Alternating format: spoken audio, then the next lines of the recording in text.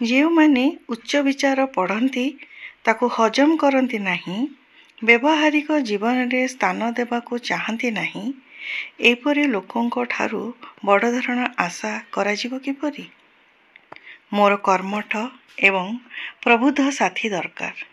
ଏପରି ସାଥୀ ଯିଏ ଯୁଗ ନିର୍ମାଣର ଭୂମିକା ତିଆରି କରିବା ପାଇଁ ନିଜ ତୁଚ୍ଛ ସ୍ୱାର୍ଥର ଉପେକ୍ଷା ଅବହେଳା କରି ପାରିବ, ଯେ ନିଜସ୍ୱ ସମସ୍ୟାର ଛନ୍ଦି ହୋଇ ଜୀବନ ବିତାଇବାର ବ୍ୟର୍ଥତାକୁ ବୁଝିପାରେ ଏବଂ ଭାରତୀୟ ଆଦର୍ଶ ପାଇଁ କିଛି ତ୍ୟାଗ ଏବଂ ବଳିଦାନକୁ ନିଜ ଭିତରେ ସାଇତି ପାରେ।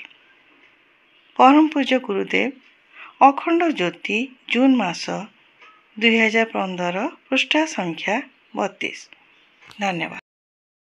विचार क्रांति दूत यूट्यूब ओडिया चैनल को सब्सक्राइब करिया सह परवर्ती वीडियो प्राप्त करिया पई बेल आइकन दबांतु एवं विचार क्रांति दूत ओडिया फेसबुक पेज सह जोड़ी हुंतु। धन्यवाद।